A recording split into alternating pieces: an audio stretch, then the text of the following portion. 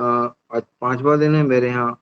मेरे विशेष अनुरोध पे मेरे घर पे पधारे हैं वो, और मैंने उनसे बार-बार रिक्वेस्ट की थी, तो उन्होंने उसको स्वीकार किया और घर आकर के मेरे दोनों बच्चे और बहू दोनों को थोड़ा-सा डिप्रेशन की खास तौर से समस्या आ रही थी, उस पे मार्गदर्शन दिया और 5 दिन में ही, आज 5वां दिन है, आज अभी वो लोग ऊपर योग कर रहे हैं। 5 दिन में ही उन्होंने लगभग उनको डिप्रेशन को समाप्त कर दिया। उनकी स्थिति ये थी कि वो लोग रात को सो नहीं पा रहे थे, और रात को सो भी रहे थे तो कभी रात को 1 बजे सो रहे थे और 3 बजे नींद खुल जाती थी उनको, और 3 बजे कभी 3 बजे नींद खुली, फिर 2 घंटे जगते रहे, फिर 5 बजे सो रहे हैं, फिर 8 बजे सो रहे हैं। एलोपैथिक चिकित्सा भी उन्होंने कराई, दवाइयाँ जिस दिन ले रहे थे उस दिन तो वो सो रहे थे, किंतु डॉक्टर ने बोला कि इन दवाइयों को आपको परमानेंट रूप से नहीं लेना है। तो मुझे ध्यान आया, मैंने कि अपने जो योगा है ग्रुप है, इसमें बहुत से अपने चिकित्सक आए हैं, मैंने सबसे लगभग बात की है, प्रदीप राज सबसे भैया, बात की है। जी। मेरा निवेदन है कि आप पहले जो बीमारी थी लड़के को, वो पूरी तरह से आप बताइए, उनका क्या स्वास्थ्य था, कैसे थे, आपने क्या क्या इलाज किया, फिर आप आदरणीय मनोहर लाल जी भाई साहब के बारे में बताइएगा जी। उनको क्या हुआ कि जब यहाँ से बेंगलोर गए वो 3 साल पहले, बेंगलोर के पहले तक तो वो बहुत ही अच्छा एथलीट था, मैराथन भी दौड़ता था हमेशा। बेंगलोर हैदराबाद में था तो मैराथन 26 किलोमीटर मैराथन भी दौड़ता था, और इसके बाद हर दिन बांसुरी भी बजाता था, और स्नूकर का तो बहुत ही अच्छा प्लेयर था वो।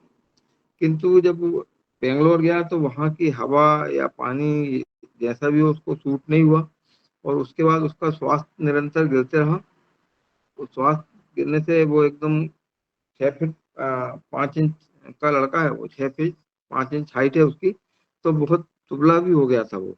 और दुबला होने के बाद उसको नींद की प्रॉब्लम आ गई थी, नींद नहीं आ रही थी उसको, दिन भर पता नहीं कौन सी उसको चिंता रहने लगी थी, काफी परेशान रहा वहाँ पे वो अभी भी।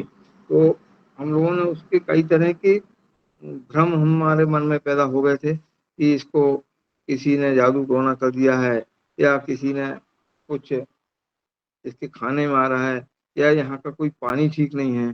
तो उसके लिए हमने एक आरओ भी लगवाया था, वो जो अपने यहाँ मैडम आई थी, तो उसी का स्वरूप कौन सा एक आरओ स्पेशल बताया था ना, 1,75,000 का, तो उसका ही एक छोटा रूप पूना वालों ने बनाया 10-15 हज़ार रुपये का, वो भी लगवाया कि उसको एसिडिटी बहुत ज्यादा हो रही है तो उसमें एल्कलाइन पानी आता है। किंतु हमने देखा कि कोई विशेष फायदा नहीं हो रहा। हमने फिर उसको यहाँ से ले जाके जयपुर में एक केंद्र है, आरोग्य केंद्र, लगभग 8 दिन हम लोग वहां पे रहे। फायदा तुरंत तो हो गया उसको, किंतु लौटने के बाद फिर ज्यों की त्यों और क्रियाएं तो पूरी कर रहा था। फिर इसके बाद फिर जब दोबारा उसकी तबीयत खराब हुई तो हम आदरणीय मुन्नीलाल जी भैया का हमने सहयोग लिया, और उनको लेके हम जो है पतंजलि योगपीठ गए, क्योंकि हमको अचानक जाना पड़ा था, तो हमें नहीं लग रहा था कि वहाँ हमें इतनी जल्दी एंट्री मिल जाएगी।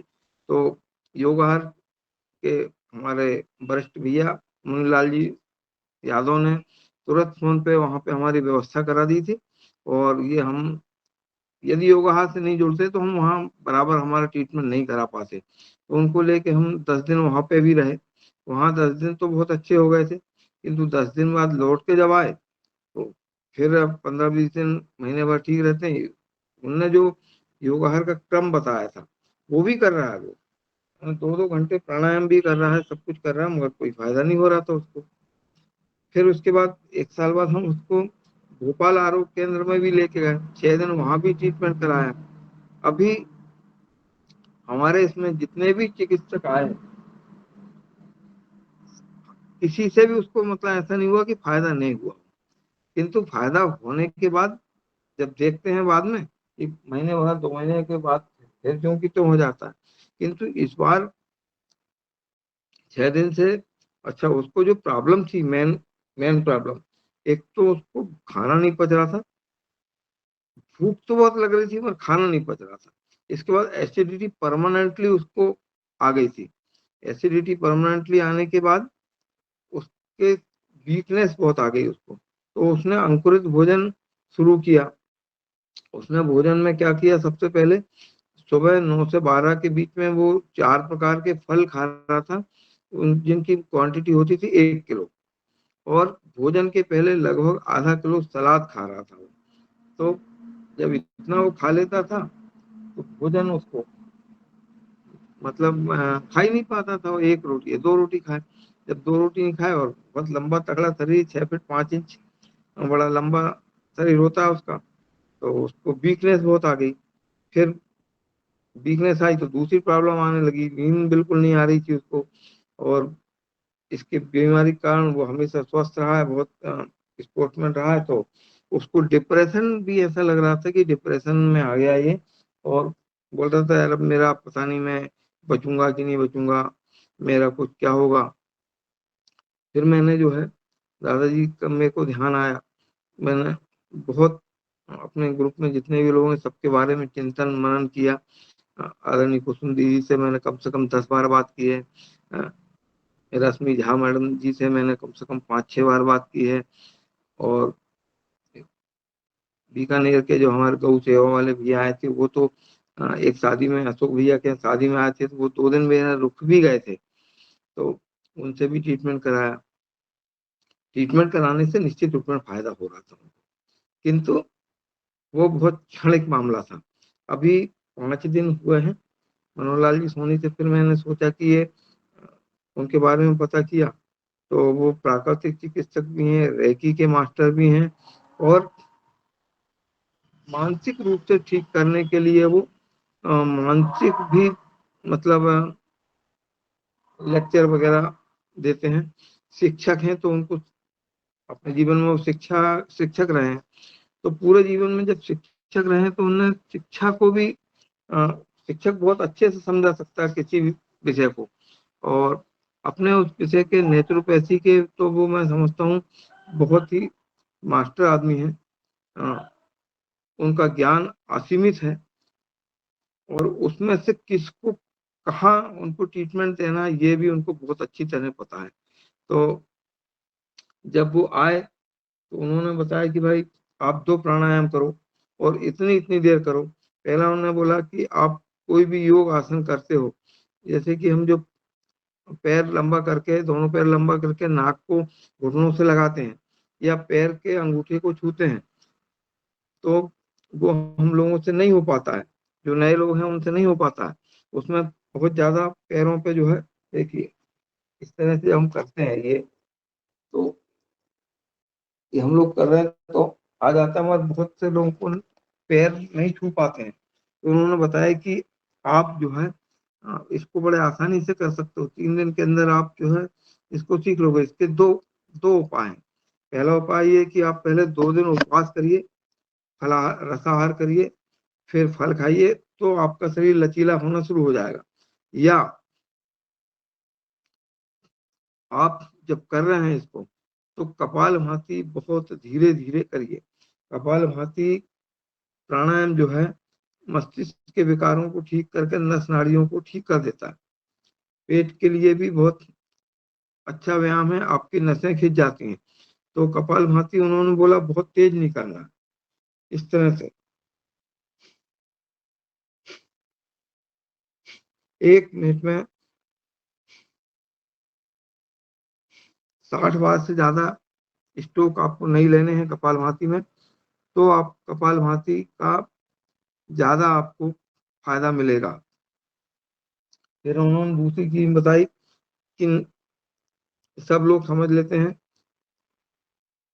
अनुलोम विलोम प्राणायाम और नाड़ी शोधन प्राणायाम दोनों लगभग एक सी चीज है, कि दोनों करेंगे, दोनों में से कुछ भी जो है मतलब दोनों में से कुछ भी एक कर लेंगे तो दोनों का बराबर फायदा होगा। उन्होंने बताया कि ऐसे नहीं है, ये बहुत दोनों में बहुत ही ज्यादा अंतर है। हाँ, मुझे तो पता ही नहीं था कि कुछ अंतर हो भी सकता है, मगर बहुत ही ज्यादा अंतर है दोनों में। अनुलोम विलोम प्राणायाम जो है उसमें हम कंटिन्यू करते हैं और रोकते नहीं है, तो उससे कारण क्या होता है कि हमारे जो शरीर मतलब सिर की जो नाड़ी वगैरह है, मस्तिष्क वगैरह है, वो उत्तेजित होती हैं और पूरे शरीर को वहां से निर्देश मिलता है। नाड़ी शोधन प्राणायाम इससे भी आगे की चीज है। उसको करने के लिए हम दाएं दाएं नाक को बंद करके बाएं नाक से पहले एक बार पूरा धीरे धीरे हमारे शरीर के अंदर जो हवा है वो निकाल देते हैं। देखिए, मैं उसका एक मिनट के लिए अभ्यास करके बताऊंगा आपको, फिर उसके बारे में बताता हूँ।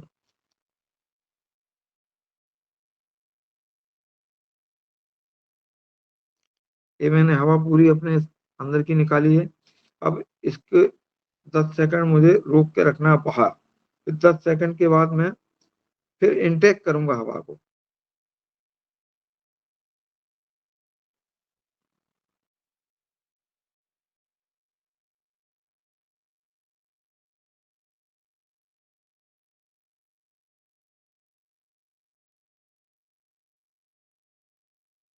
हवा अंदर करने के बाद फिर मैंने उसको 10 सेकंड के लिए या 5 सेकंड के लिए, जो आप पहले रोक सकते हैं वो रोकिए।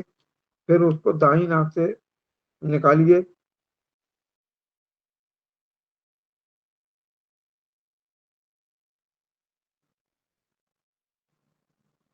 जब बाहर हवा निकाल देते हैं तो फिर आप एक क्रम बना लीजिएगा कि हमको 5 मिनट जो है वो, सॉरी, 5 सेकंड या 10 सेकंड में ही हमारा सर्किल पूरा करना है। हमको 5 सेकंड में बाहर रखना है हवा, और फिर 10 सेकंड में अंदर लेना है, फिर 5 सेकंड अंदर रखना है, और फिर 10 सेकंड में बाहर निकालना है। और ये क्रम आप करते रहेंगे तो इससे क्या होगा कि आपके शरीर की जो नाड़ियां हैं और जहां भी आपको तकलीफ है, आपका दिमाग ये नाड़ियां वहां जाके शोधन करती हैं। मतलब ब्लड का प्रेशर बढ़ जाता है और वहां जाके शोधन करती हैं। शोधन करने में आप जहां भी आपको ऐसा लगे कि आपके शरीर में दर्द है या कुछ है, तो वहां अपना दिमाग को ले जाइए। दिमाग को ले जाने के बाद नाड़ी शोधन प्राणायाम चालू करते रखिए। तो इससे जो है आपके उस अंग पे विशेष प्रेशर पड़ेगा, और विशेष प्रेशर पड़ने के बाद वहां पे आपका सुधार होना शुरू हो जाएगा। इस तरह से वो बतला रहे थे। सूक्ष्म व्यायाम के बारे में विशेष तौर से उन्होंने बतलाया कि आपको बहुत ज्यादा योग नहीं बनता है, आप बिल्कुल उसको धीरे धीरे कीजिए। किंतु सूक्ष्म व्यायाम जैसे ये आंखों का व्यायाम, कान का व्यायाम और पंजों का व्यायाम, ये इस तरह से करना है। खास तौर से बताया उन्होंने कि कान में अपने शरीर के एक्यूप्रेशर के बहुत ज्यादा पॉइंट हैं, सभी पॉइंट कान में होते हैं। तो कान की मालिश आपको नीचे ऊपर ऐसा फिर ये घुमा के निश्चित रूप में आपको करना पड़ेगा। जब आप ये करेंगे तो बहुत ज्यादा फायदा होने की बात रहेगी। दूसरी बात, जब नींद नहीं आ रही हो आपको, खासतौर से तो मेरे बच्चे की जो प्रॉब्लम थी, नींद नहीं आने की प्रॉब्लम थी, और उन्होंने वो एक ही दिन में ठीक कर दी थी। उन्होंने बताया कि आपके दो स्वर होते हैं, चंद्र स्वर और सूर्य स्वर। जब आपका दायां स्वर चल रहा होता है तो आपकी सूर्य नाड़ी मतलब एक्टिवेट रहती है, और आपके शरीर में गर्मी का प्रभाव होता है। और नींद आने के लिए आपके शरीर में शीतलता होना आवश्यक है। तो शीतलता होने के लिए आपको चंद्र नाड़ी यानी उल्टे हाथ की, बाएं हाथ की नाड़ी को, श्वास को कंटिन्यू करना पड़ेगा। जब बाएं हाथ की नाड़ी को आपने कंटिन्यू किया, बाएं हाथ की नाड़ी को जब कंटिन्यू किया, तो बहुत जल्दी नींद आना शुरू हो जाती है। तो हमने देखा कि एक हाथ से हमने सूर्य नाड़ी को बंद कर दिया।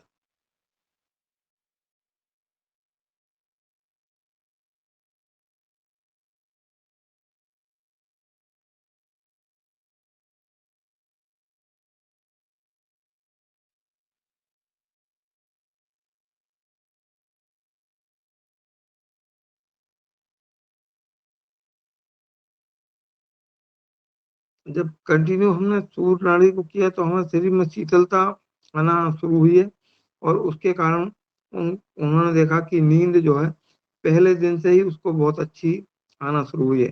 फिर वो सुबह 4:30 बजे उठते हैं, बल्कि 4 ही बजे उठ जाते हैं और 4:30 तक फ्रेश होके वो योग करने चले जाते हैं और हम लोगों को भी उठा लेते हैं। उन्होंने बोला कि तुम नौकरी वाले लोग हो, 4 बजे योग नहीं कर पाओगे, क्योंकि यदि आप नहीं कर पाए तो फिर क्रम टूटेगा, तो क्रम टूटने में फिर प्रॉब्लम आएगी। तो उन्होंने बोला कि आप 6:30 तक योग शुरू कर दें। तो हम लोग 6:30 बजे योग शुरू कर देते हैं उनके साथ में। सबसे पहले वो सूक्ष्म व्यायाम कराते हैं। सूक्ष्म व्यायाम कराने के बाद वो सूक्ष्म व्यायाम में मैं आपको बतलाता हूँ। एक पहला व्यायाम तो ये करते हैं, अंगूठा करके उसको देखते हैं, फिर अंगूठा को पुतली स्थिर मतलब सिर स्थिर रख के पुतली को इधर घुमा के दाएं हाथ पे ले जाते हैं, घुमा के ले जाइए, घुमा के ले जाइए जहां तक आप जा सकते हैं पिछले तक। फिर ये वापस लाइए, वापस लाइए, वापस लाइए। ऐसा हम 5 बार करिए।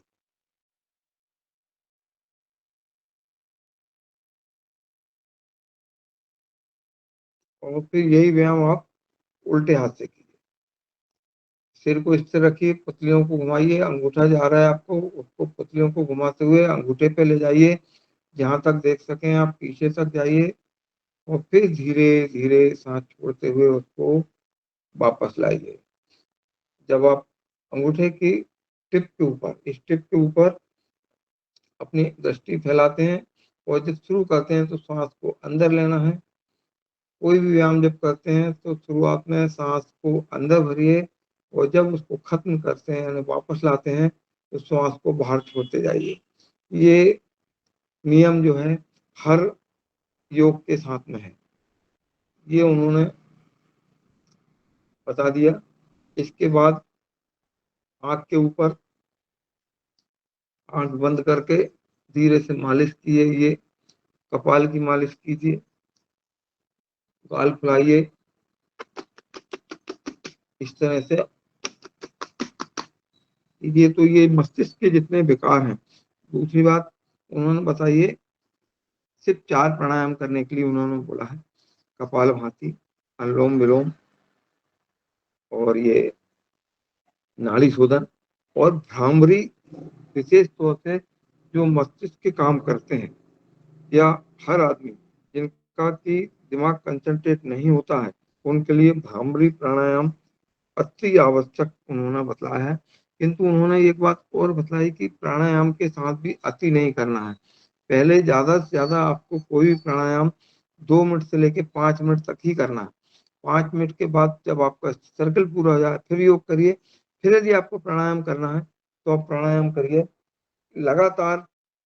कोई भी एक प्राणायाम, कोई भी एक आपको नहीं करना है। आप उसका एक क्रम बनाइए, 5 मिनट एक कीजिए, फिर 5 मिनट दूसरा कीजिए, फिर 5 मिनट तीसरा कीजिए, 5 मिनट चौथा कीजिए, फिर थोड़ा शरीर को रेस्ट दीजिए।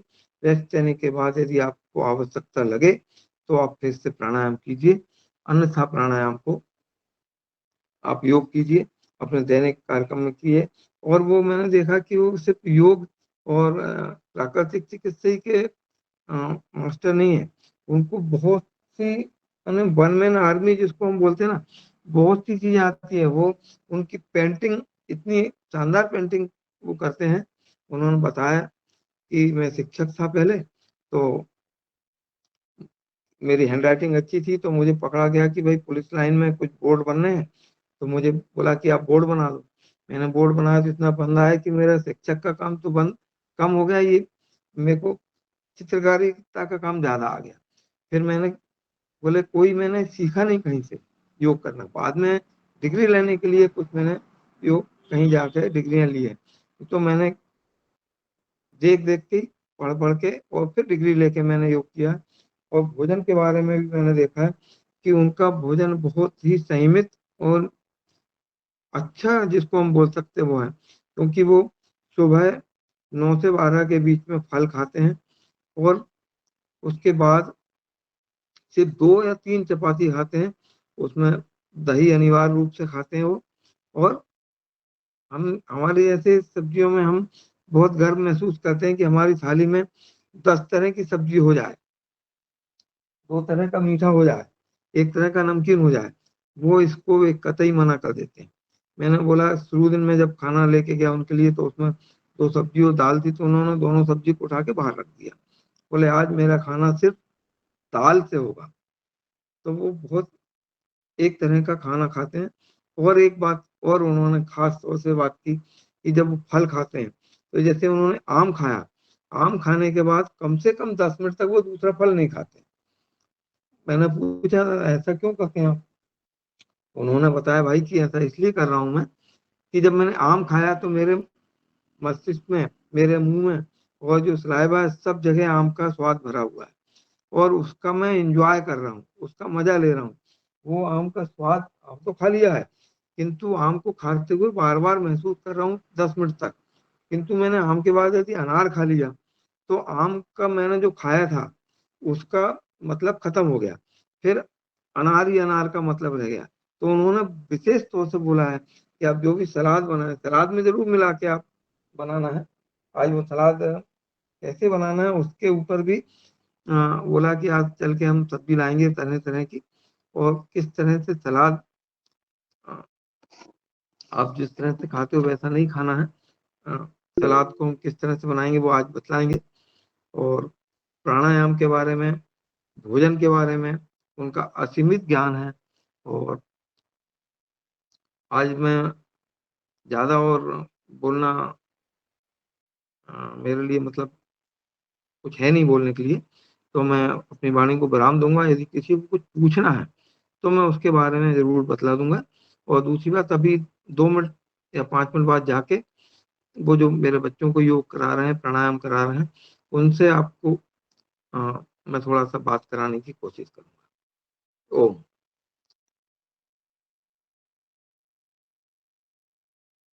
जी ओम, बहुत सुंदर आपने जो जानकारी दी, बहुत सुंदर जानकारी दी।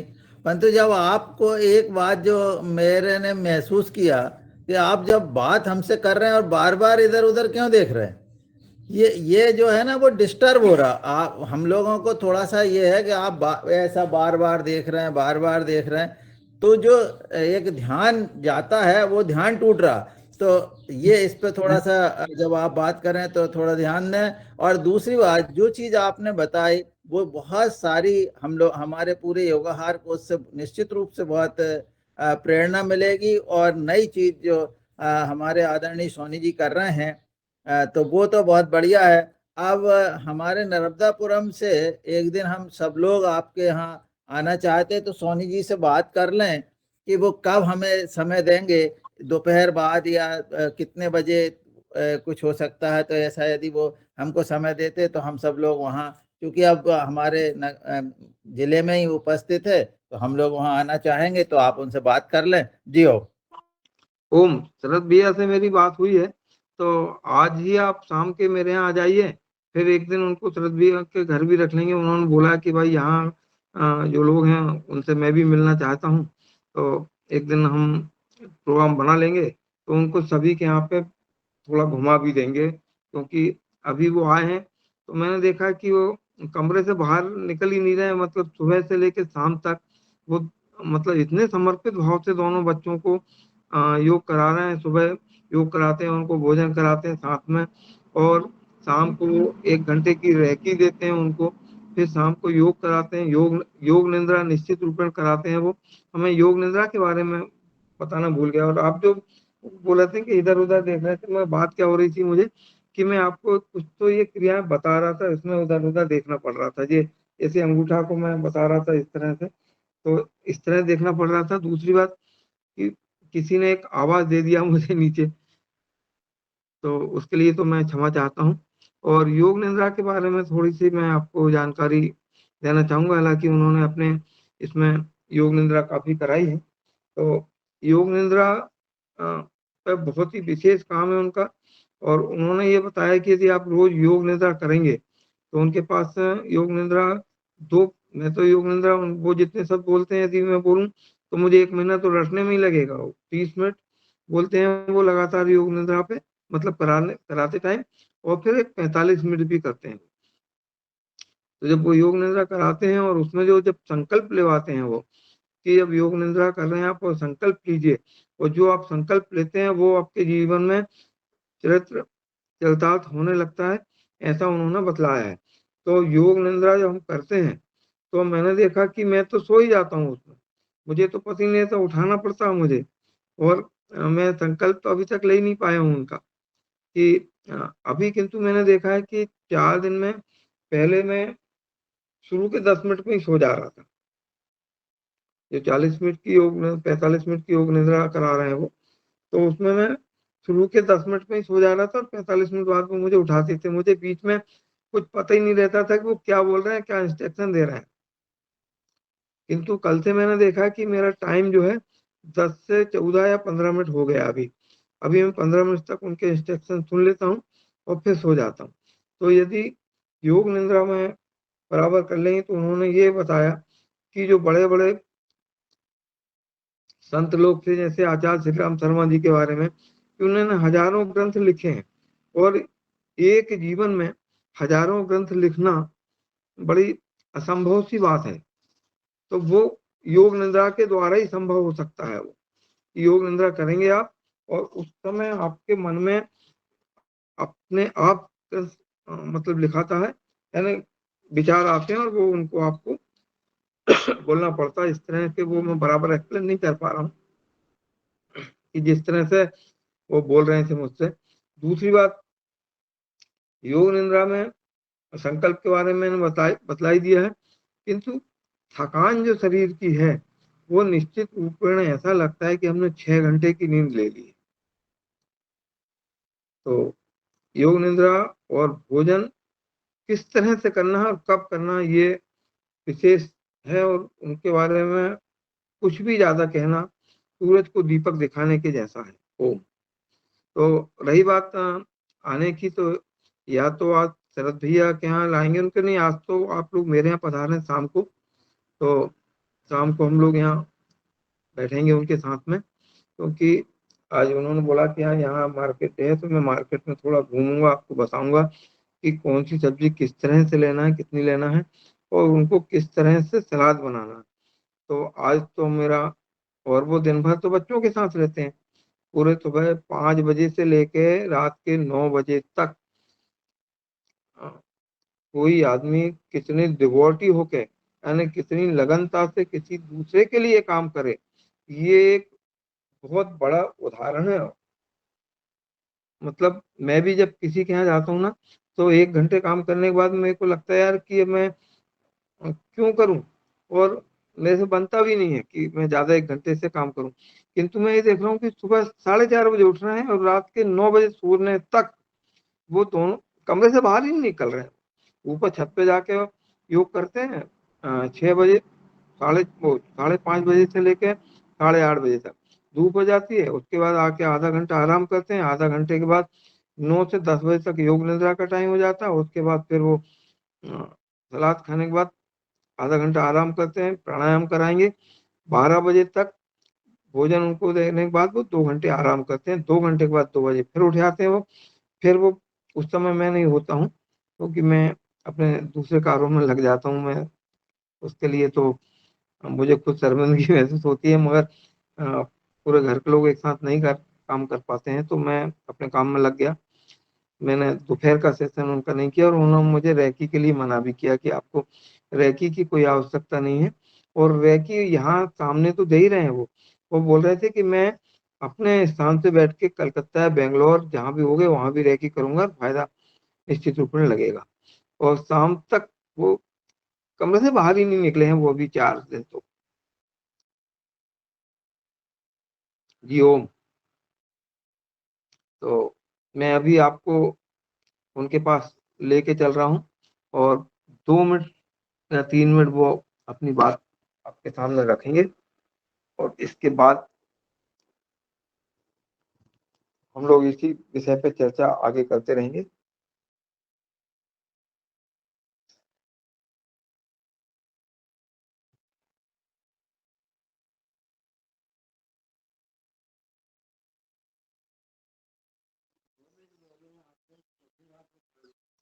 दो मिनट आपसे बात, आप बताइए कि यहाँ क्या कर रहे हैं करके।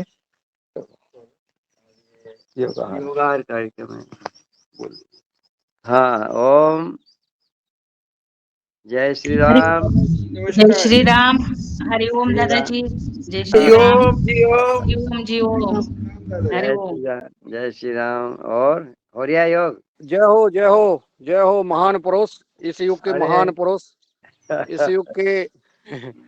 इस युग के महान जनसेवी, महान वैद्य, महान पुरुषार्थी, सेवा और जाने क्या क्या कहें। जय हो आप। अब मेरा पेट ही भर जाएगा, आपने इतना भोजन करा दिया मेरे को। अरे साहब,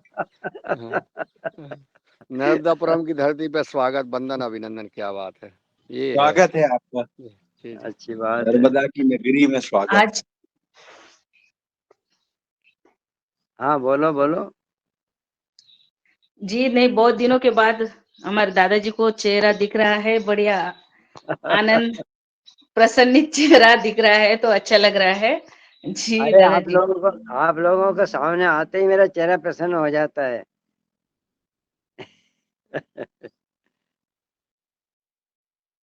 तो योग चल रहा है, अभी हमारा प्राणायाम कर रहे हैं हम। जी ओम जी जी ओम। सर जब जी। पहले दिन आप आए थे हाँ तब आपको भैया के जो स्थिति थी उसको हाँ। देखकर क्या लगा और आज क्या स्थिति है? जी ओम। अब ये तो जिसने भोजन करा वही बता सकता है कि मेरा पेट कितना भरा। लो आप इनसे ही पूछ लो। बताओ। हाँ जी, नमस्ते।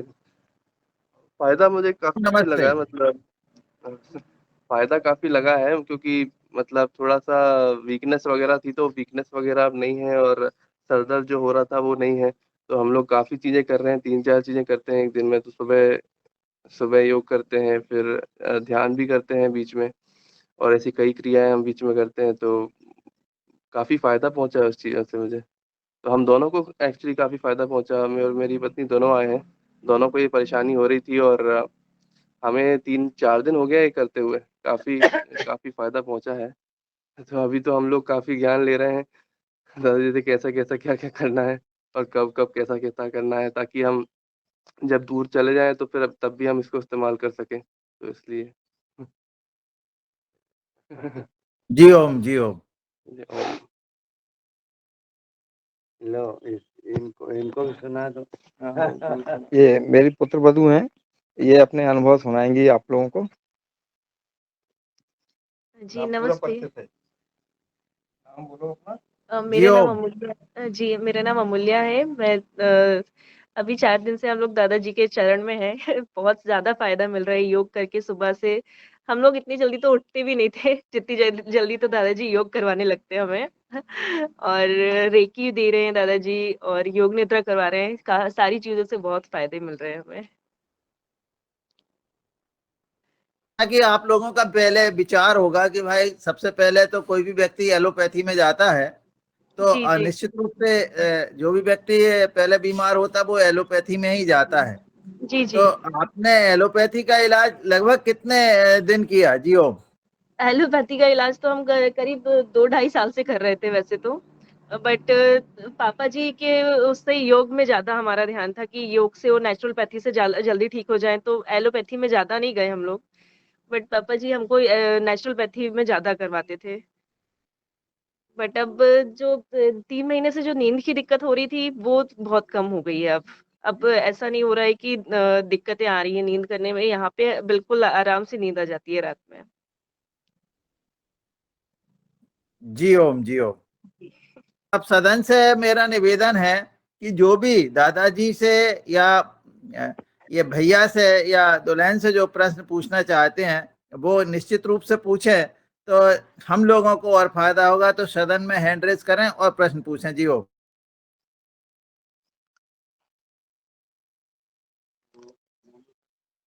ओम ओम। दादाजी बोल रहे हैं अभी उनका योग सत्र चल रहा है, तो आप बोले जवाब दो उनका। सदन में यदि कोई कुछ पूछ रहा है तो मेरे से बोल रहे हैं। उनका अभी प्रशिक्षण, मतलब वो शिक्षण दे रहे हैं, तो उन्होंने जी बोला ठीक कि है। अभी तो आप ही जो है वो अपने इस मंच पे जाइए और हाँ हमारे योगाहारी सदस्यों को यदि कुछ पूछना है तो वो आपसे प्रश्न करेंगे। जी ओम। ओम।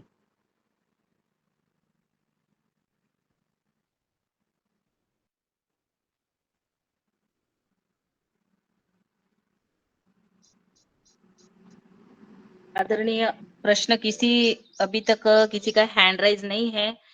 तो सबसे पहले मैं आदरणीय श्री पवन कुमार सर से निवेदन करती हूँ, कृपया वो मंच पर आए और अपनी बात रखिए। जी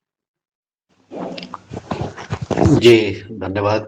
आज के हमारे मुख्य वक्ता प्रदीप राज वर्मा जी का अभिनंदन, साथ ही मनोहर लाल जी के द्वारा जो नया इस तरह से ये कार्य करने का नया तरीका निकला है, ये भी तरीका अपने आप में बहुत ही सुंदर और बहुत ही अनुभव आधारित जिसको हम कहते हैं। तो इससे एक चीज मुझे भी स्पष्ट हो रही है और इसको मुझे भी लगता है कि एहसास हो रहा है कि हमारे जीवन में जो हम जल्दीबाजी करते हैं, जो हम चीजें जल्दी करने का प्रयास करते हैं, उसमें हमने अपनी गति को कम करना है। वैसे तो मैं गति बनाने की बातचीत करता था, लेकिन मुझे लगता है कि कुछ चीजों में हमें अपनी गति कम करनी है। व्यायाम करते समय अनुभव ज्यादा करना है, गति कम करनी है। कोई भी कार्य करते समय उसको धीरे धीरे करने का प्रयास करना है, महसूस ज्यादा करना है, श्रम शायद कम करना है। ये चीज मुझे लगता है कि हमारे भोजन में भी लागू होगी कि हम भोजन कैसे खाएंगे। क्या हम जल्दी खा रहे हैं या हम अपनी गति को वहां पर भी कम कर रहे हैं, उसका एहसास ले रहे हैं, उसका टेस्ट ले रहे हैं, शायद उसकी सुगंध भी ले रहे हैं। तो उसमें भी आज आपने अनुभव बताए। ये चीजें और जगह भी लागू होती हैं शायद, कि हम जल्दी जल्दी पैसा कमाने के चक्कर में कहीं नुकसान तो नहीं कर रहे हैं। और ये चीजें जीवन के हर एक चीज में लागू हो रही हैं कि जल्दबाजी करने से जो हम जल्दी से जीवाणुओं को मारने का प्रयास कर रहे हैं, कीट पतंगों को मारने का प्रयास कर रहे हैं कि ये जल्दी हो जाए, ये चीज जल्दी सूख जाए, ये चीज जल्दी मर जाए, ये चीज जल्दी हो जाए, ये सांस में भी मैं जल्दी जल्दी कर रहा हूँ, हाथ भी जल्दी जल्दी उठा रहा हूँ। तो ये जल्दबाजी की जो श्रृंखला बनी है, उसकी गति को कम करना है और महसूस करने की गति को तेज करना है। मेरे ख्याल से तो आज का जो आपने बात कही है, ये जीवन के हमारे विभिन्न पहलुओं पर लागू होती है कि कुछ चीज में हमें अपनी गति कम करनी है, कुछ चीज में गति को बढ़ाना है। इस चीज को अगर हम इस प्रिंसिपल को अगर हम फॉलो करेंगे, हो सकता है कि हमारे जीवन में सुधार हो, हमें नींद अच्छी आए, नींद हमारा जीवन सुखी रहे, मन भी शांत रहे, विचार भी हमारे तेजी से नहीं आके धीरे धीरे आए, महसूस करने वाले विचार आए। शायद ऐसा करके हम अपने जीवन के अनुभव को और अच्छा कर सकते हैं, अपने कार्यों में गुणवत्ता ला सकते हैं, अपने कार्यों में बेहतरी कर सकते हैं और इस गुणवत्ता को महसूस कर सकते हैं। मेरा तो ये चीज मुझे समझ में आई है। इस बारे में मैं प्रदीप राज वर्मा जी से अनुरोध करना चाहूंगा, क्योंकि वो इस चीज को महसूस कर रहे हैं। इस विचारों को हम किन किन आयामों में आप देखते हैं और आपके अनुभव क्या है? जी प्रदीप राज जी।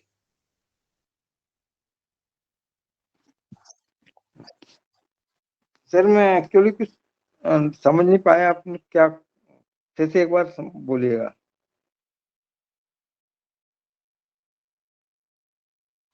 जी जी। मैं कह रहा था कि आज आपने जो बात कही है कि हम व्यायाम को धीरे धीरे करने का और अनुभव आधारित व्यायाम करें और महसूस करते हुए करें। और ये चीजें पूर्व में भी इस मंच पर हमने चर्चा की है कि हम योग जब कर रहे हैं तो महसूस करते हुए इसको करें।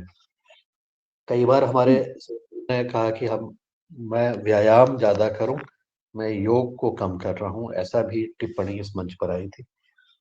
तो मेरा ये मानना है कि ये जो इस प्रिंसिपल को ध्यान में रखते हुए हम अपने भोजन को भी धीरे धीरे करें, हम उसको महसूस करते हुए भोजन करें।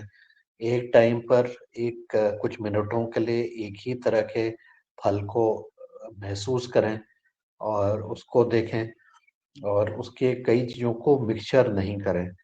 हमने ये भी देखा कि कुछ भोजन को कुछ हमारे जब वक्ता आए थे तो उन्होंने कहा कि कई तरह के आटों को मिलाने की आवश्यकता नहीं है। एक टाइम पर एक ही भोजन का एहसास करते हुए, उसका स्वाद लेते हुए उस चीज़ को हम ग्रहण करें। तो ये चीज़ें आज आपने भी कही हैं। तो इसी तरह से हम अपने जीवन में गुणवत्ता बनाने के लिए अपनी गति को भी कम करने का प्रयास करें। उसमें जो हम तेज़ी कर रहे हैं, बहुत तेज़ी से आगे बढ़ना चाह रहे हैं, तेज़ी से हम किसी चीज़ का समाधान करना चाह रहे हैं, तेज़ी से हम अपने जो हमारे उसमें बीमारियाँ हैं, खेत में, खलिहान में बीमारियाँ हैं, कीट हैं, तेज़ी से उनका संहार करना चाह रहे हैं। वो तेज़ी को हम कम करते हुए महसूस करें कि हमारी प्रकृति हमें क्या दे रही है, किस प्रकार से दे रही है, और अगर हमारी क्षमता है तो थोड़ा-सा अगर नुकसान भी हो जाता है, तो उसमें तेज़ी नहीं दिखाएँ कि ये नुकसान बिल्कुल भी नहीं हो। मेरा ये मानना है कि इस तरह से अगर हम जीवन में अनुभव को लेते हुए आगे बढ़ने का प्रयास करेंगे और ये कुछ चीज़ की जो तेज़ी है उसको कम करते हुए उसको गुणवत्ता में परिवर्तित करने का प्रयास करेंगे, तो इसका लाभ हमें अपने जीवन में और अपने कार्यों में और अपने आसपास की चीज़ों को देखने के लिए हमें मिलेगा। इस विषय पर, इस आयाम को देखते हुए मैं आपसे भी और बाकी हमारे सदन के बाकी सदस्यों से भी टिप्पणी की अपेक्षा करता हूँ। जी, धन्यवाद। ओम सर। सर मैं जब पिछले 4 दिन पहले यहाँ दादाजी ने मतलब चौथे दिन पहले जब मैंने शुरू किया था, तो उस दिन के बाद और आज मैं भोजन के बारे में इतना मुझ में परिवर्तन आ गया है कि पहले भोजन में पेट भरने के लिए कर रहा था, मुझे ऐसा लग रहा था कि मैं भोजन बहुत जल्दी कर लेता था और तरह-तरह के भोजन मतलब बड़ा शौक सा लगता था कि थाली में 4 चीज़ें होनी चाहिए। क्योंकि जब मैंने दादाजी निर्देश के अनुसार या उनको देख करके देखा मैंने भोजन करके, तो मुझे भोजन में इतना स्वाद आया है सिर्फ एक ही चीज़ में कि मैंने अनुभव मतलब वो बोल नहीं सकता हूँ, अनुभव कर सकता हूँ कि इतना स्वाद सिर्फ दाल में इतना स्वाद हो सकता है, सिर्फ दाल में। या हम जो 10 तरह के भोजन करते हैं उसको मिला के यानी स्वाद गड़बड़ हो जाता है, पता ही नहीं लगता। तो अभी मेरा निवेदन यही रहेगा कि भोजन करें तो उसको जितने धीरे-धीरे कर सकें, जितना ज़्यादा से ज़्यादा धीरे-धीरे कर सकें, क्योंकि मैंने देखा कि जब एक कौर को मैंने अंदर लिया, मुँह में चबाया, उन्होंने बोला कि इसको 32 बार तो पहले चबाओ, फिर 32 बार चबाने के बाद भी इसको महसूस करो, तो मैंने देखा कि उसका ही स्वाद बदलते जाता है। यानी जब 5 बार हमने 6 बार चबाया एक कोरे को, तो उसका स्वाद कुछ अलग था। जब वो 15 बार चबाया तब उसका स्वाद अलग हुआ, 20 बार में कुछ और अलग हुआ, 32 बार में तो ऐसा लग रहा कि जैसे रोटी का मतलब एक टुकड़ा नहीं हो के कोई एक अमृत जैसी चीज़ हम जो है पान कर रहे हैं, ऐसे मन में विचार आने लगे हैं। और जब मन में ये विचार आ रहा है कि अमृत हमारे अंदर जा रहा है, तो यहाँ अमृत जाएगा तो वहाँ बीमारी कैसे रहेगी? बीमारी नहीं रह सकती है। तो ये मैंने सिर्फ 4 दिन में ही अनुभव किया। मेरी उम्र भी 70 साल है, किंतु 70 साल तक मुझे इसके बारे में ज़्यादा अनुभव नहीं था। मैं भी मगर किंतु मैंने 4 दिन में जब ये एक तरह का भोजन करने के बाद 10 मिनट रुकने की जो क्रिया देखी, उसके बारे में तो वास्तव में कि बहुत अचंभित करने वाला मेरा अनुभव है, जो मतलब स्वाद तो नहीं बता सकता किंतु अनुभव ज़रूर अचंभित करने वाला है। इस तरह सर ने जैसे भी पवन सर ने बोला कि हम प्रकृति के कीटों का जो विनाश करने के लिए हम बहुत उतावले हो रहे हैं, बहुत तेज़ी से सब दवाई डाल रहे हैं। वो तरीका तो सही नहीं है, उनको भी बहुत धीरे-धीरे करके, क्योंकि जीवन में सबको जीने का अधिकार है। तो हम उनको जीने दें किंतु हमारा नुकसान ना करें, इस कंडीशन में उनको बना दें। तो वो तभी है जब हम बहुत धीरे-धीरे उपचार करेंगे, अदरवाइज़ हम बहुत तेज़ी से उपचार करा तो वो जो हम अभी तक भोजन कर रहे थे, भोजन तो अंदर जा रहा था, विटामिन भी मिल रहे थे, शरीर की पूर्ति भी हो रही थी, मगर स्वाद नहीं मिल पा रहा था, या हमारी ज्ञानेंद्रिय जो है उसको ऐसा महसूस नहीं कर पा रही थी कि हमको ये कोई बहुत ही विशेष चीज है। पर अभी हमने देखा कि ये तो खाना में मतलब हर चीज हो ये ठीक है, किंतु उसको जितने धीरे करके मुंह के अंदर रख के आप लेंगे स्वाद में उतना अंतर आएगा। और जब ऐसा महसूस मैंने कर लिया कि अब मेरे भोजन को भोजन नहीं प्रसाद जा रहा है या अमृत जा रहा है अंदर, तो ये भी मानसिकता को अंतर करेगी। जी ओम।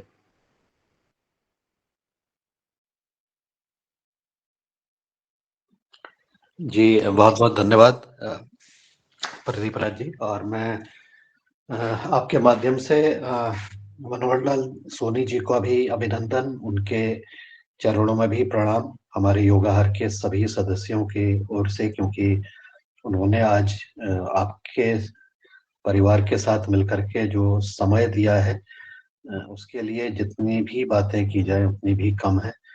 और हम सब लोग उनके जो बताए हुए तरीके हैं उसको समझते हुए उसका प्रयोग भी करने का प्रयास करते हैं। और जब उसको महसूस करते हैं जो उन्होंने बात की है, तो निश्चित रूप से हमारे जीवन में एक नई चेतना उसके माध्यम से आएगी, ऐसा मेरा मानना है। तो इनके सानिध्य का आपको लाभ मिलना है। आपको भी बहुत अभिनंदन कि आपने ये मौका किया है, और सभी लोग जो उनके साथ मिलकर के इस का सदुपयोग करेंगे, एक समय का सदुपयोग करेंगे, उनकी उपस्थिति का सहयोग करें सदुपयोग करेंगे। मुझे आशा है कि आप सबके अनुभव जो हमें मिलेंगे इस योगाहार मंच से ऑनलाइन होते हुए भी, वो हमारे सबके जीवन के स्वास्थ्य में, जीवन जीने के तरीके में एक नई दिशा हमें मिलेगी। तो इसी चीज को, इस संदेश को आप हमारी तरफ से जरूर उनका दीजिएगा, और उनके चरणों में बहुत बहुत प्रणाम करते हुए मैं वाणी को विराम देता हूँ, और आगे का सत्र संचालन हमारे साथी करें। ओम। मैं योगाहार में जो कार्यक्रम हमारा चल रहा है इसका बहुत बहुत आभारी हूँ। और योगाहार की जितनी तुलना मतलब जितनी प्रशंसा की जाए वो बहुत ही कम है।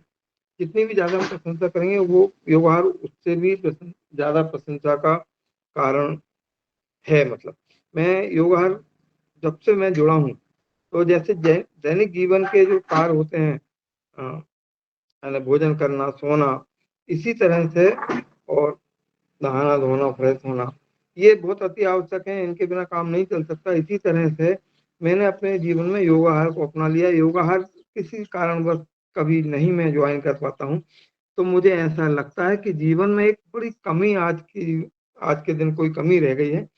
तो मैं सभी सदस्यों को का जी बहुत ओम। बहुत जी ओम। आभार। जी ओम। जी बहुत आदरणीय जी बने सिंह जी का हैंड रेज है, तो मैं उन्हें आदर सहित बुलाता हूँ कि वो अपना प्रश्न करें। जी ओम। जी, सदन को प्रणाम। हमारे आज ये जो मुख्य अतिथि हैं और मनोहर लाल जी जो है अपने हमारे क्षेत्र के शाजापुर जिले से, हम योग करते हैं। योग में 84 आसन होते हैं, 8 प्राणायाम होते हैं। तो मेरा तो क्वेश्चन यही है कि कौन से आसन करने से प्राणायाम के होने वाले लाभ, और जैसे योगिक जोगिंग जो कम हम करते हैं वो लाभ हमको मिल जाए, क्योंकि समय के अभाव में बहुत सारे लोगों का किसी किसी दिन योग छूट जाता है। तो ऑफिस टाइम या कोई वर्कर करते समय या फिर कोई कार्य करते समय कौन सा आसन का उपयोग करते रहें, वो तो उनसे उनका योग में होने वाला लाभ उनको मिलता रहे, ऐसी जानकारी मैं चाहता हूँ। जी। इस विषय में मेरा ज्यादा अनुभव नहीं है, तो मैं नहीं बता पाऊंगा। मेहरा जी शायद बता पाएंगे इस विषय में, तो मैं आपके मेहरा साथ में जी है से ना अनुरोध करूंगा कि वो दादाजी? बताएं। दादाजी है ना आपके साथ में, मनोहर लाल जी? वो भैया बने सिंह जी, ऐसा है, जी दादाजी जो है वो अभी अभी ट्रीटमेंट में लगे हैं, और ये जी प्रश्न अपन जो है बाद में जब हम एक सत्र रखेंगे तब उनसे पूछेंगे, क्योंकि अभी वो जिस काम के लिए आया है उसमें वो बड़े मनोयोग से लगे हैं, और उन्होंने अभी यहाँ पर केवल 1 मिनट का समय दिया और वो फिर से उस काम में लग गए हैं। तो हम अभी इस पे आपके प्रश्न को ध्यान रखेंगे, और जब भी अवसर आएगा तो उनसे पूछेंगे। अभी हम लोग उनसे ये निवेदन करने वाले हैं कि वो नर्मदापुरम वालों को कब वो समय देंगे मिलने का, तो उस तरह से फिर सब लोग वहाँ पर पहुँचेंगे और ये भी बात हो जाएगी और आपके प्रश्न का जवाब भी निश्चित रूप से आज नहीं तो कल मिल जाएगा, क्योंकि ये परफेक्ट जवाब तो वही दे सकते हैं। हम लोग जो है अभ्यासी है, रोज जो है जल्दी जल्दी करने वाले लोग हैं। नहीं तो इसका ये रहता है कि जितने जल्दी जितने आसन कर लें और जितने तेजी से कर लें उतना बढ़िया हो, हम मानते हैं। तो ये अभी जो हमारी अवधारणा है उसमें उन्होंने परिवर्तन किया है। और ये बात पहले भी हम लोग जब, जैसे मैं सूर्य नमस्कार कराता था तो कहता था भैया इसको अनुभव करिए, इस आसन को अनुभव करिए, इस आसन को अनुभव करिए। तो वो प्रक्रिया तो पहले से ही चल रही थी, परंतु अब जो है वो बहुत ऑथेंटिक हो गई है, प्रमाणित हो गई है कि उसके लाभ क्या होते हैं। आदरणीय अभी पुनः जो है सनवाल जी का हैंड रेज है, तो मैं उन्हें आदर सहित बुलाता हूं कि वो आए और अपना प्रश्न करें। जी हो। जी आदरणीय, बहुत बहुत धन्यवाद। बहुत ही सुंदर चर्चा चल रही है और चर्चा ये कि हम योग से किस तरह से लाभ ले रहे हैं। जो आदरणीय हमारे वैद्यराज जी हैं, आदरणीय सोनी जी, वो बहुत ही गहन रूप से योग प्राणायाम करा रहे हैं, ध्यान करा रहे हैं। और मेरा प्रश्न तो नहीं, लेकिन मेरा अनुभव है। वास्तव में अनुभव मेरे 2 तरह के हैं, क्योंकि मैंने योग जो करना शुरू किया कोई 2000 से करना शुरू किया। और शुरुआत में मुझे लगता था कि जो हम योग कर रहे हैं, जो हम योग प्राणायाम कर रहे हैं, तो यही असल में योग है। और लेकिन मेरी भ्रांति तब टूटी जब 2013 में केदारनाथ की आपदा आई और हम वहाँ रेस्क्यू के लिए चले गए। रेस्क्यू में हम गए, मेरे 8-9 मित्र थे। रेस्क्यू में 9 मित्र थे। रेस्क्यू में गए, लेकिन हम वहीं हमने कुछ रेस्क्यू किया, 7 लोगों को रेस्क्यू किया और लास्ट में हम ही वहीं चोटिल हो गए। रामबाड़ा जगह है, आदरणीय प्रदीप राज वर्मा जी जानते हैं, उसके नीचे एक बड़ी खाई में हम चोटिल हो गए। और जब चोटिल हुए तो मेरे अन्य मित्र ज़्यादा चोटिल हुए और पहाड़ी क्षेत्र से मैं ही था। तो मुझे लगा कि मैं सही हूँ, लेकिन बाद में पता चला कि ऐसे कोई 7 जगह फ्रैक्चर हुआ था पूरे शरीर में। और तब मुझे किसी जन ने कहा कि अब आप योग और प्राणायाम करें। तो मैंने उन्हें पूछा कि मैं अब कैसे कर सकता हूँ, मैं तो बिस्तर पे लेटा हुआ हूँ 3 महीने के लिए और मेरे पूरे जो बदन में वो कच्चा प्लास्टर लग गया था। तो तब उन्होंने कहा कि नहीं, नहीं तुम गलत समझे। असल में जितना हम योग को समझें उसकी गहराई उससे ज़्यादा है। तुम्हें शारीरिक हलचल करने की आवश्यकता नहीं है। तुम अब शरीर पर ध्यान लगाओ और ध्यान लगाओ फिर ध्यान हटाओ। तो आदरणीय वो डॉक्टर्स तो मुझे कह रहे थे कि मुझे लगभग ऐसे कुछ 1 साल से अधिक लग जाएगा, यानी 16-17 महीने कहा था उन्होंने। लेकिन मैं 3 महीने से पहले ही मैं पंतनगर विश्वविद्यालय में था और 3 महीने से पहले कि मुझे लगता हाँ कि 1.5 महीने से पहले ही मैं ऑफिस आने लायक हो गया। और लोग मुझे कह रहे थे कि तुम, बल्कि मेरे जो डायरेक्टर हैं डॉक्टर बीर सिंह सर, वो कह रहे थे कि तुम, मुझे डांट रहे थे बहुत ज़्यादा कि तुम ऐसे कैसे कर सकते हो, वो करो, आराम करो। लेकिन मुझे लगा कि उस योग की इस प्रक्रिया में जब मैं ध्यान शरीर के अलग-अलग क्षेत्रों में लगाता और ध्यान हटाता, बस यही क्रिया मैंने करी, तो तब मुझे लगा कि जो हम योग कर रहे हैं, हम ध्यान कर रहे हैं, इससे भी परे योग है कहीं।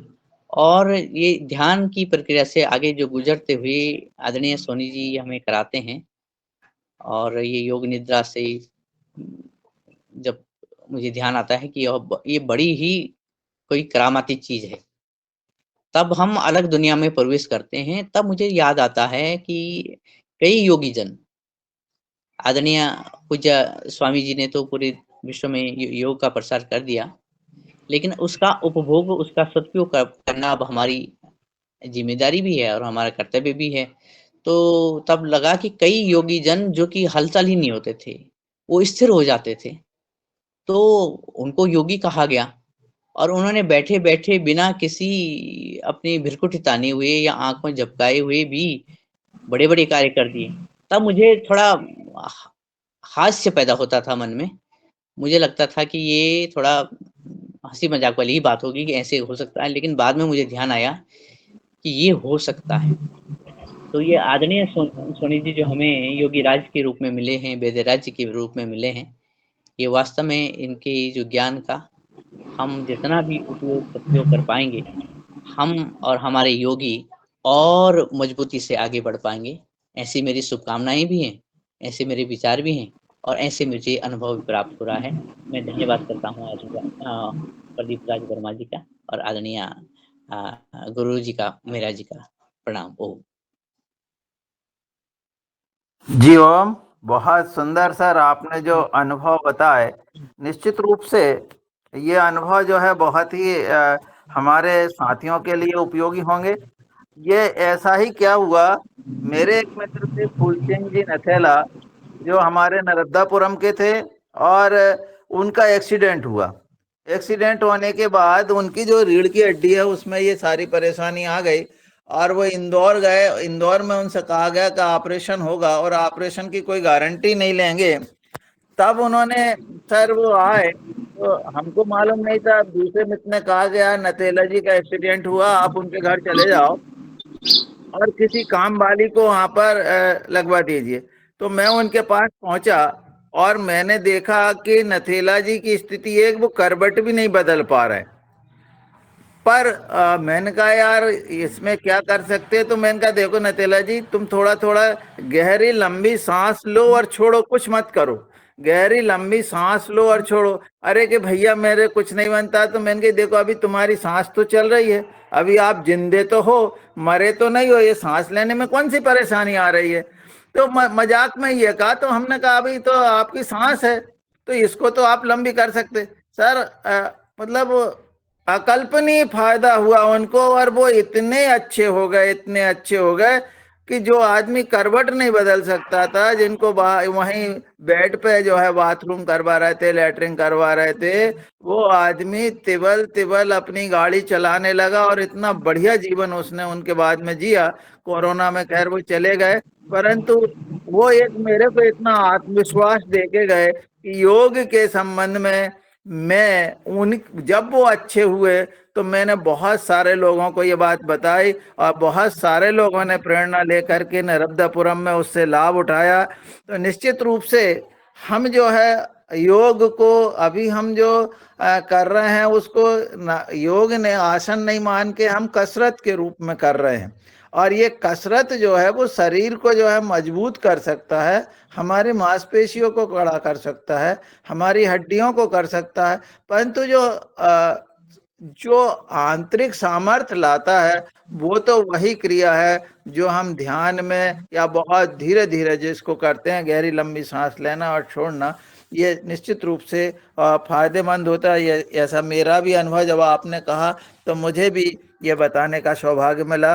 और आदरणीय मुनीलाल जी भी इसके जो है गवाह हैं कि एक सज्जन जिनका हाथ बिल्कुल ऊपर नीचे ही नहीं जा रहा था, परंतु ताजुब है कि, और वो एसपीएम में सर्विस में थे, और उनका पूरा मेडिकल कहीं भी वो जाकर के करवा लें, देश भर में अच्छे से अच्छे सारे पैसे जो है एसपीएम वाले देते हैं, परंतु उनका हाथ नीचे नहीं हुआ ना ऊपर गया। और जब वो योग में जुड़े और धीरे धीरे उन्होंने यही सब जो चीजें नथेला जी को हमने बताई वही उनको बताए, और आज वो बढ़िया जीवन जी रहे और उनका हाथ ऊपर जा रहा, नीचे आ रहा। वो तो और मतलब 6 फुट 8 इंच के वो है, बहुत उनकी लंबाई है। तो ऐसे व्यक्ति जो है वो वॉलीबॉल के बड़े अच्छे खिलाड़ी थे, उनका हाथ ही जाम हो गया था, परंतु आज भी वो बहुत बढ़िया है। तो इस तरह से निश्चित रूप से धीरे धीरे हम किसी काम को आगे बढ़ाते हैं तो वो बहुत सफल होता है। जी हो।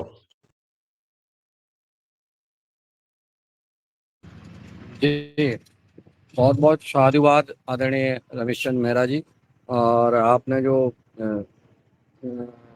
अपना अनुभव बताया है, लेकिन आपने एक चीज़ और छोड़ दी है। आपने हमारे क्या नाम था राजपूत का, राजू राजू राजू राजू राजू राजपूत पतलई, ग्राम पलासी इनके गांव है मेहरा जी का। जब हम वहाँ किसानों को जैविक प्राकृतिक खेती का प्रशिक्षण देने के लिए इनके खेत पे गए, तो पतंजलि समृद्धि कार्यक्रम के अंतर्गत ऑर्गेनिक ग्रोवर की ट्रेनिंग चल रही थी। उसमें आदरणीय मेहरा जी ने राजू को भी शामिल किया था। तो वो किसान के रूप में मेरे यहाँ आए। तो सुबह से हम लोग क्या करते थे, योग क्लास चलाते थे। तो खेत पे ही बैठे थे आपके, और वो राजू आ गए तो वो टेढ़े टेढ़े चल रहे थे। तो जब चर्चा होने लगी तो राजू ने कहा, अरे भाई साहब, अभी हम तो उसके प्रत्यक्षदर्शी हैं, और जो हम जान सकते वो कोई नहीं जान सकता, बाबा रामदेव भी नहीं बता सकते। मैंने कहा, अरे भैया क्या जोश है? जोश में बोले बोले जो हम प्रभाव बता सकते वो बाबा रामदेव नहीं बता सकते। हमें क्या? बोले हम जो है हमारे रीढ़ की हड्डी में गैप आ गया था, और हम जो है घर में पड़े रहते थे। तो हमारे भोपाल, नागपुर आदि और जाने कहाँ कहाँ इन्होंने इलाज कराया। 2-2.5 लाख रुपया जो किसान की जो ताकत होती है वो उन्होंने खर्च की। खर्च करने के बाद और वो घर आ गए। घर आके वो घर में डले रहते थे, और एक डंडा लेकर के, डंडा पे उनके परिवार के लोग टांग करके ने डोल डाल कराने, दिनचर्या कराने ले जाते थे। तो फिर राजू बोले कि मैंने तो भगवान से प्रार्थना की कि भगवान मेरी मौत दे दो, ऐसे नरक में डले रहने से, टट्टी पेशाब में डले रहने से क्या फायदा। इसी समय हाथिया जी आए। हाँ, हमने कहा हाथिया जी कौन? बोले ये हाथिया जी मास्टर साहब, माने इनको मेहरा जी को, रमेश चंद मेहरा को वहाँ हाथिया बोलते हैं। तो बोले हाथिया मास्टर साहब आए। तो ये बोले भाई देखने सब लोग आते हैं, जैसे आपने कहा कि वहां उनको देखे आओ, तो ये मेहरा जी देखने गए अपने गांव में कोई व्यक्ति डला है मरणासन स्थिति में, ये देखने गए। तो देख करके उनसे इनसे नहीं, उनसे भी यही बोला राजू से कि राजू लेटे लेटे और तुम ये अनुलोम विलोम करो। सुबह बोले और जाकर उसमें ताकत ही थी मारने की, नहीं तो एक झापड़ा भी मार देता इनमें है कि हम मरे जा रहे हैं। ये कह रहे जो करो डॉक्टर, हम नागपुर हुआ है, दिल्ली हुआ है, तमाम जगह हुआ है। तो और राजू से बोले, राजू जैसे मर तो रही हो तुम, अगर करो तो क्या दिक्कत है? सबने कही भैया ठीक है, क्या दिक्कत है, चलो करने लगो। तो लेटे लेटे उसने, राजू ने अनुलोम विलोम करना शुरू किया हो। ऐसे ऐसे वो नहीं जानता था अनुलोम विलोम, वो तो सांस भरी और सांस छोड़ी। भैया करते करते करते करते और उसको इतना आराम मिला कि आज वो प्रशिक्षण में तो आया ही, 40 एकड़ जमीन में, हाँ वो सॉरी 20-25 एकड़ जमीन में 20-25-40 किलोमीटर की स्पीड से ट्रैक्टर चलाता है, और आज पूरी खेती कर रहा है वो व्यक्ति, और चल रहा है। सिर्फ उसकी रीढ़ की हड्डी में ऊपर जो है एक नाली टाइप की बनी हुई है, ऊपर उठी हुई है, बस इतनी सी है, और थोड़ा झुक के चलते हैं। बाकी आज ये प्राणायाम का जो असर है ये हमने देखा, और मुझे पूरा विश्वास हो गया योग प्राणायाम पर। परम पूज्य स्वामी जी महाराज जी को तो सुनते ही हैं, सारे चीजों को सुनते हैं, परंतु जो देखा, व्यक्ति को आंखों से देखा, एक तो आपने उनके बताई दी है, दूसरा भी सर्व एक उनका वाजपेयी जी का भी बताएंगे आप, जो उसमें कुट्टे की फैक्ट्री में, जो केमिकल फैक्ट्री में थे, जिनको एलर्जी हो गई थी, जिनको कुत्ते जैसा भोजन देते थे, अलग से रूम में डाल करके एक बर्तन अलग दे दिया जाता था, वो भी कैसे ठीक हुए। ऐसे हमने परिणाम नर्मदापुरम जिले में देखे हैं, जहां हाथिया जी ने, हाथिया माँ साहब ने ठीक किया है, और इसलिए हमें पूर्ण विश्वास हुआ है। तो मैं इसको, हम जब जो कर रहे हैं योगार कार्यक्रम, इस योगार कार्यक्रम से जोड़ने वाले जिनको हम जोड़ते हैं, जिन उनको हम एक पुण्य का काम कर रहे हैं। कहीं ना कहीं शुरू में हम उसको नहीं होता है पता, लेकिन जब हम जोड़ देते हैं, आज देखिए आज जब हमारे आदरणीय मोहन लाल सोनी जी, जब आदरणीय प्रदीप राज वर्मा जी के हम देखने को मिलते हैं, 5 दिन लगातार उस सेवा भाव से काम कर रहे हैं, ऐसे जो साधारण मानव हो ही नहीं सकते हैं। और योगाहार कार्यक्रम में जो प्रेम प्यार और भाव देखने को मिल रहा है, ये कहीं और कहीं विश्व में नहीं मिल सकता है, देश में नहीं मिल सकता है, जो हमारा कार्यक्रम चल रहा है। तो इस कार्यक्रम से हमें अन्य लोगों को भी ऐसे जोड़ने का प्रयास करना है। ये आपकी आहुति है, आप किसी भी एक परिवार को जोड़ देंगे, वो अन्य परिवार को जोड़ेगा। तो इसी प्रकार से आज प्रदीप राज वर्मा जी जुड़े हैं। देखिए आज उनका बेटा और बहू का जब हमने सुना, बड़ी प्रसन्नता हुई। मैं आदरणीय मोहनलाल जी के चरणों में प्रणाम करता हूं, और पूरी नर्मदापुरम टीम से निवेदन करता हूं कि सब एक साथ जा करके उनको एक जगह बैठे, उनका सम्मान करें, उनको प्रणाम करें, और उन्होंने सिर्फ प्रदीप राज वर्मा जी के घर नहीं, हम सब के घर आकर के ये सेवा की है, क्योंकि हमारे योगाहार परिवार के वरिष्ठ सदस्य हम सब की जो है वो ध्यान चिंता करते हैं। तो और मैं इन्हीं बातों के साथ में शरद भैया जी को आमंत्रित करता हूँ कि वो आए, और उन्होंने हिट किया, वो अपने प्रस्ताव रखें। सदन को कोटि कोटि प्रणाम। आज वर्मा जी के यहाँ जो एक बीमारी का निदान हो रहा है वो बहुत अनूठा है, और इसमें जो हमारे नर्मदापुरम में सोनी जी ने जो कदम रखे हैं वो बहुत ही हमारे लिए शुभ हैं, और हमारे बच्चे बहुत जल्दी से जल्दी स्वस्थ हो जाएं, ऐसी कामना के साथ कि बहुत जल्दी हम लोग उनसे मिलने आ रहे हैं। और हम लोग नर्मदापुरम के जितने योगाहारी हैं सभी हम लोग आकर वर्मा जी के घर आज शाम को मिलने का निश्चित कर रहे हैं।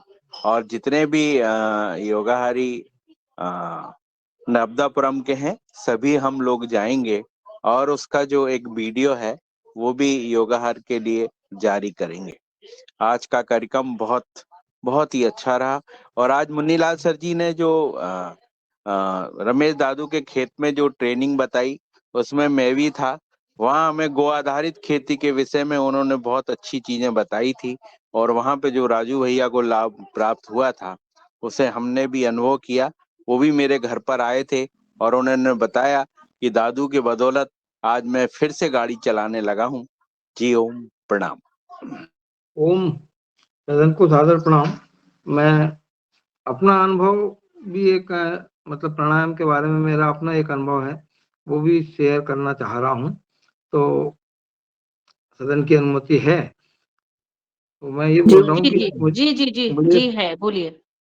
सन 21 में जब मुझे कौन सी बीमारी थी, कोरोना हुआ था, और कोरोना में मेरी हालत ये हो गई थी, बेटा भी था मेरे यहाँ पे और मेरी पत्नी भी, हम तीन ही लोग थे, और तीनों कोरोना से बहुत ज्यादा ग्रसित हो गए थे। और मेरी हालत तो इतनी ज्यादा खराब हो गई थी कि मेरे 70% तक फेफड़े मेरे खराब हो गए थे। और जब यहाँ से डॉक्टर ने बोला कि इनको जल्दी से भोपाल ले जाओ, भोपाल के एक अस्पताल में हम भर्ती हुए। निरा में अस्पताल था वो, मंडीदीप में।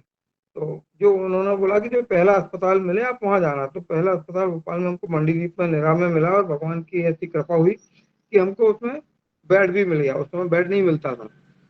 तो मैं जब गया तो डॉक्टर ने बोला कि भैया इनको तो आप वापस ले जाओ, इनका कुछ होने वाला नहीं है। सुबह मेरे सामने ही बोला था ये कि सुबह शायद इनकी नहीं होगी। तो बड़ा रोना सा आ गया था भैया, ऐसा लग रहा था कि यार अब तो सुबह नहीं होगी। फिर भी कैसे भी करके उन्होंने भर्ती किया, और भर्ती करने के बाद मैंने वहां पे 18 दिन रहा, और 18 दिन मैंने सिर्फ एक ही काम किया था, अनुलोम विलोम प्राणायाम और कपालभाति। या तो सोना, एक नींद आ जाती थी, कमजोरी में पड़े रहते थे, या तो सोना या अनुलोम विलोम प्राणायाम और कपालभाति। कपालभाति तो मैं कर ही नहीं पाता था, सिर्फ अनुलोम विलोम प्राणायाम ही वहां मैंने लगातार। तो डॉक्टर जो एक रघुवंशी डॉक्टर थे वहां के हेड, उन्होंने बोला मेरे बच्चे से कि भाई आपके पापा जो हैं गजब के जीवट आदमी हैं। तो उसने बोला कैसे? बोले ये हम तो इनको अपनी पूरा फंड लगा के ठीक करेंगे ही, पर इनका फंड हमसे ज्यादा है। जब भी देखो सिर्फ या तो ये सोते रहते हैं या अनुलोम विलोम प्राणायाम करते रहते हैं। तो अनुलोम विलोम प्राणायाम का ये प्रताप रहा कि मैं एकदम ठीक हो गया हूँ। और आज 10 किलोमीटर तो अभी दौड़ के मैं मतलब पैदल चल लेता हूँ डेली, और चल पाता हूँ। तो ये अनुलोम विलोम और प्राणायाम जो है, यदि आप इसको कंटिन्यू करते रहेंगे तो मैं नहीं समझता कि दुनिया की कोई भी बीमारी आपके शरीर में रह जाए।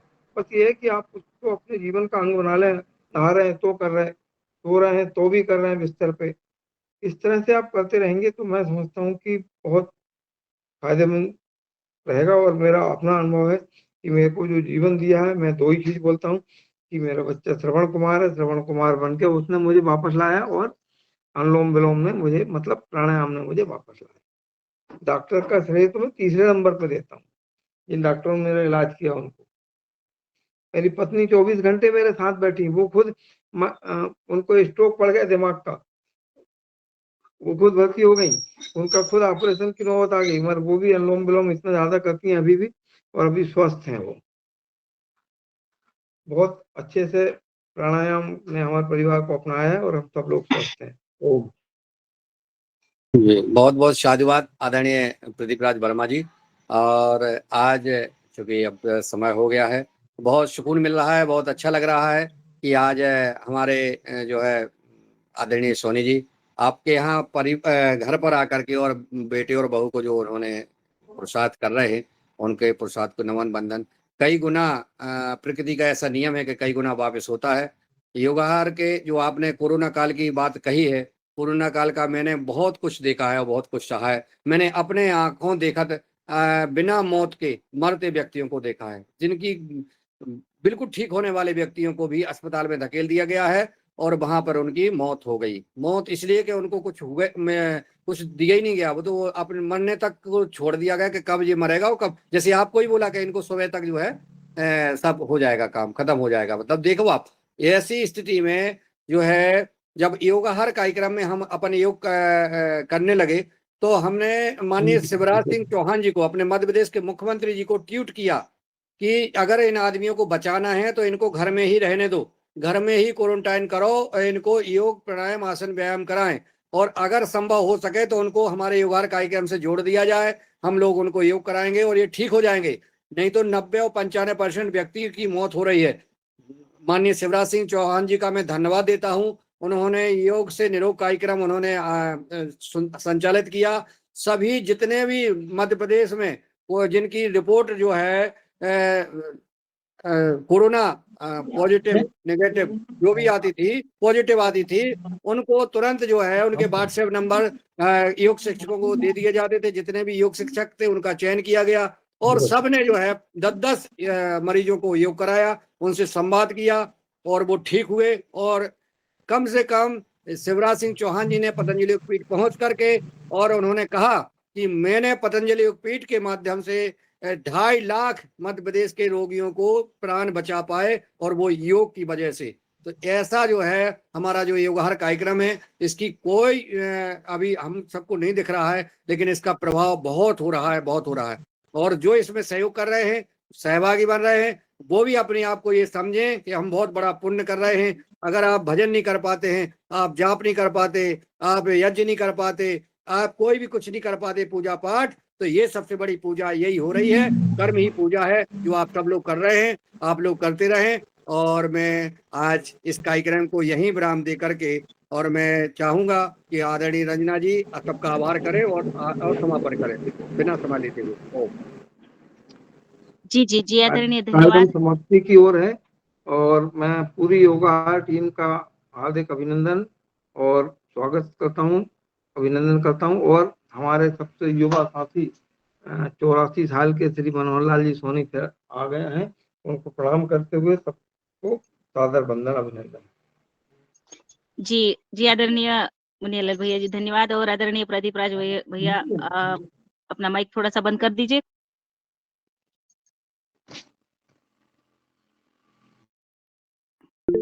हो गया, हो गया। जी जी बहुत बहुत धन्यवाद। और आज की हमारी योगा की कक्षा छतरपुर से हुई, उन्होंने बहुत अच्छे से किशन भैया ने ली, उनका मैं बहुत बहुत मनपूर्वक धन्यवाद आभार व्यक्त करती हूँ। और इसी के साथ हमारे आज के मुख्य वक्ता द्वितीय सत्र में प्रदीप राज वर्मा जी भाई साहब ने अपने बेटे के ऊपर जो उन्होंने अभी आदरणीय मनोहर लाल सोनी जी हमारे आहार तज्ञ है, नेचुरोपैथिस्ट है, आरोग्य सेवा भारती से जुड़े हुए, जिला शाजापुर मध्य प्रदेश से है, और उन्होंने अतिशय प्रेरणादायी जो हम उनसे प्रेरणा ले सकते हैं, अपने जीवन में जीवन को हम बदल सकते हैं आहार योग से, आयुर्वेद से, ऐसे उनके यहाँ पर रहकर उनके बहू और बेटे के ऊपर ट्रीटमेंट ले कर रहे हैं। उनका मैं बहुत बहुत धन्यवाद, उनका भी मैं आभार व्यक्त करती हूँ। इसी के साथ सदन में जो भी हमारे भाई बहन जुड़े, उन्होंने भी बहुत सुंदर अपने विचार रखे और अपने अनुभव साझा किए। आदरणीय पवन कुमार सर ने भी बहुत अच्छी बात कही है कि हमें योग और आहार को बहुत ध्यान पूर्वक